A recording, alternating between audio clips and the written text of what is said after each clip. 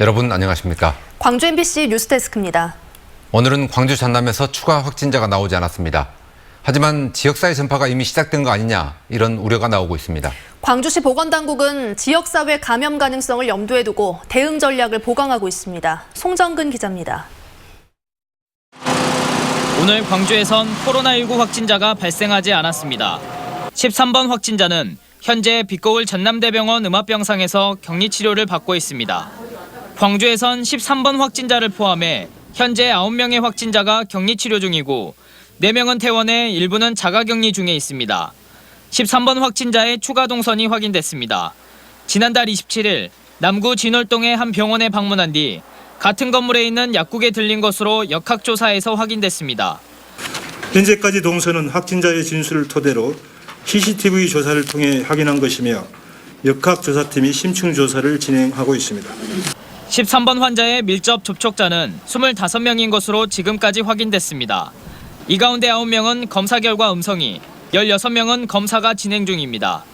하지만 13번 확진자뿐만 아니라 양림 계단교회 일가족의 감염 원인이 확인되지 않고 있어 지역사회 감염 우려가 커지고 있습니다.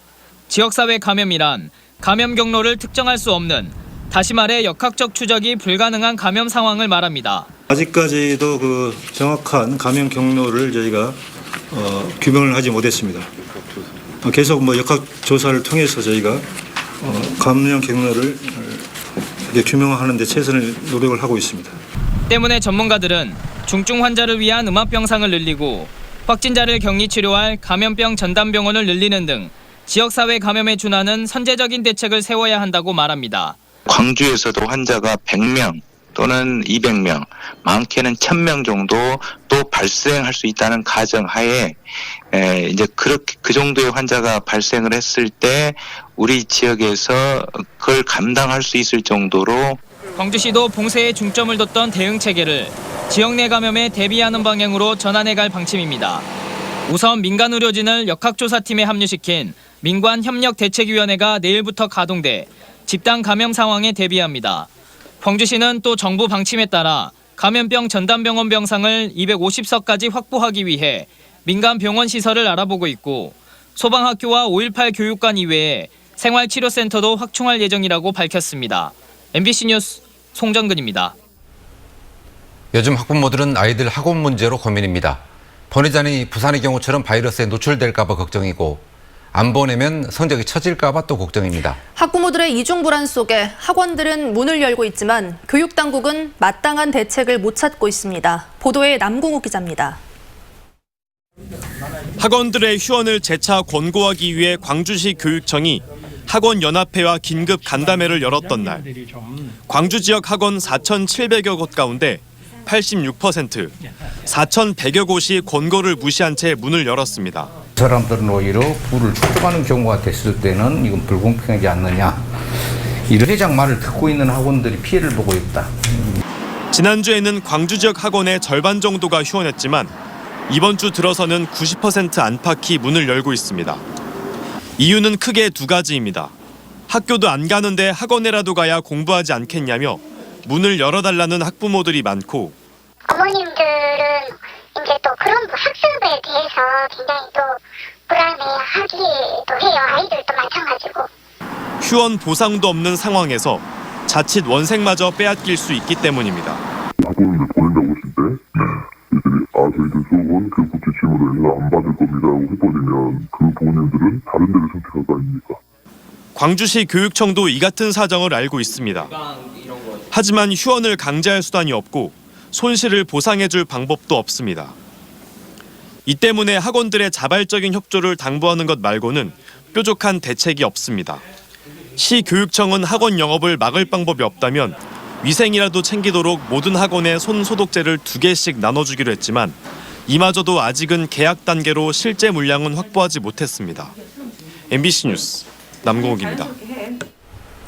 정부가 마스크를 사실상 배급하기로 방침을 바꿨습니다. 공평한 배분을 통해서 불만과 혼란을 줄여보겠다는 취지입니다. 얼마나 나아질지 두고 봐야겠지만 당장 오늘은 줄 서고 번호표 받는 혼란과 공정성에 대한 잡음이 계속됐습니다. 김한수 기자가 취재했습니다. 목포의 한 농협 하나로마트. 오전 9시 반에 나눠주는 마스크 구매 번호표를 받기 위해 이른 새벽부터 사람들이 길게 줄을 섰습니다. 몇 시에 오셨어요? 4시였습니다. 어제도 왔다고 못 하고 5시 반에 왔어요. 아저씨가 또 의자 줘놔서 의자에 앉았다가. 번호표를 받아든 시민들은 오후 2시 판매 시간에 맞춰 농협마트를 찾아 마스크를 받아갑니다. 고작 마스크 5장을 사기 위해 하루 2번씩 줄을 서는 겁니다. 아침 일찍 그때 6시부터 오셔가지고 2시간 줄 서고 계신 거예요. 저희 영업도 어렵고 여기 서 계신 분들도 힘들고. 인근의 또 다른 하나로마트입니다. 이른 시각부터 60여 명의 시민들이 마스크 구매 번호표를 받기 위해 줄을 섰습니다. 이 농협은 마트 회원에게만 문자로 번호표 배부 시간을 안내했다 거센 항의를 받기도 했습니다. 영업을 위해 사실상 마케팅을 했다는 의혹에 농협중앙회가 나서 조사를 벌이기도 했습니다. 혹시라도 감염자가 있으면 전파가 되거나 하고 매장을 혼잡스러운 것을 방지하기 위해서 농민들한테는 안내를 못하잖아요. 우리가 정부가 어떻게... 네. 오전 11시에 마스크를 판매하는 읍면단위 우체국도 긴 줄이 생겼습니다. 우체국은 번호표를 배부하지 않다 보니 대기 중인 사람들끼리 신체에 번호를 적어 순서를 확인하는 황당한 일도 벌어집니다. 네, 앞길 간 사람 있어요. 어저께부터 이렇게 번호표 우리가 써요. 사람 앞치기 못하게. 우정사업본부는 내일부터 읍면 우체국에서 오전 9시 반 구매 번호표를 배부하겠다고 밝혔습니다. 또 정부는 다음 주부터 우체국 농협 등에서 구매자 신분증을 확인해 1인당 1주 이내로 제한할 것이라고 밝혔습니다. MBC 뉴스 김한수입니다. 코로나 사태가 길어지면서 농민들의 시름이 깊어지고 있습니다. 대량 소비처인 식당의 수요 감소, 계약 연기에 따른 급식 중단, 악재가 줄줄이 겹쳤습니다. 농민들은 애써 키운 농작물을 제 손으로 갈아엎어야 하는 실정입니다. 우종훈 기자가 보도합니다. 얼갈이 배추를 키우는 한 비닐하우스. 농민이 트랙터로 배추를 갈아엎고 있습니다. 원래는 이번 주 출하에서 학교로 납품될 친환경 농산물이었지만 계약이 연기되면서 판로가 또 끊겼습니다.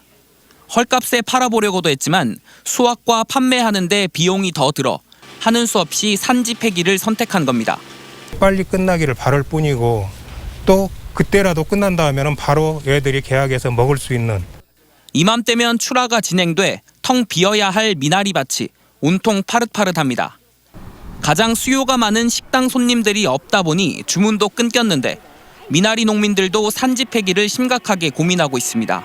지금 할머니들이 저기 작업을 계시는데 임금이 안 난다는 것은 작업을 많이 해도 소비가 안 되니까. 농산물 도매 시장도 한산하기는 마찬가지입니다. 일반 손님들은 물론 야채를 도매로 사가는 식당 주인들의 발길이 끊기면서 대낮에 문을 닫기 일쑤입니다. 그리고 사람이 왕래가 없어요. 지금 현재 보통 때보다 한 50% 이상은 없다고 봐야지. 사정이 이렇다 보니 코로나 사태가 일어난 지 한 달 만에 농산물 가격은 하락세를 면치 못하고 있습니다. 전라남도는 농민들의 대출금 상환을 1년 유예해주고 온라인으로 판매할 수 있도록 판로를 확대해 피해를 줄인다는 계획입니다. 일식산업의 침체로 인해서 양념 채소라든지 그런 채소류 같은 가격이 좀 떨어졌다는 것이죠. 코로나19가 언제까지 이어질지 알 수 없어 농민들의 시름은 당분간 계속될 것으로 보입니다. MBC 뉴스 우종훈입니다. 무안국제공항에서는 당분간 비행기가 뜨지 않을 것으로 보입니다. 중국 노선을 시작으로 국제선이 잇따라 멈춰선 데 이어 내일을 마지막으로 국내선도 운항 중단에 들어갑니다. 보도에 이재원 기자입니다. 8개국 18개 노선에 걸쳐 항공기가 운항했던 무안국제공항. 지난 2일 방콕에서 도착하는 비행기를 마지막으로 국제선이 모두 끊겼습니다. 그나마 있던 국내선도 내일을 마지막으로 더 이상 운항하지 않게 됐습니다.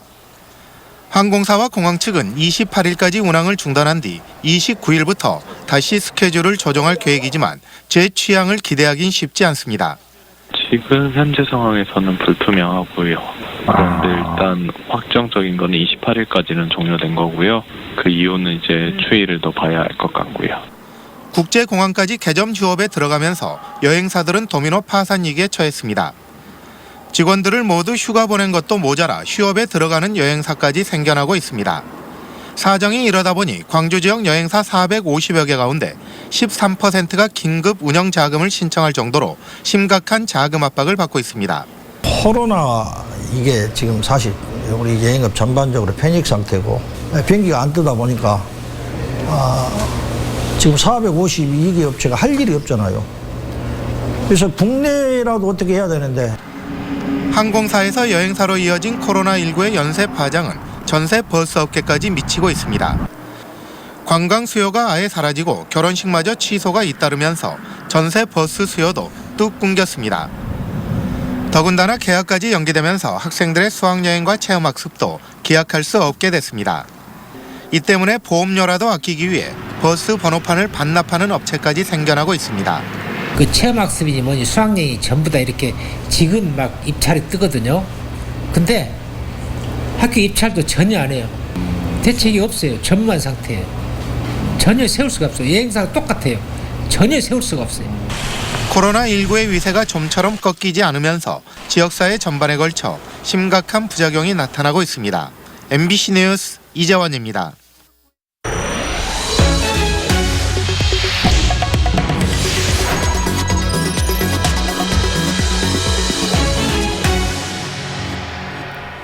선거구 획정위원회가 전남 지역의 10개 국회의원 선거구를 다시 조정할 예정이어서 결과가 주목됩니다. 국회의원 선거구 획정위원회는 국회의장이 통보한 획정 기준에 따라 선거구 획정안을 재논의한 뒤 새롭게 마련된 획정안을 이르면 내일이나 모레까지 국회에 제출할 예정입니다.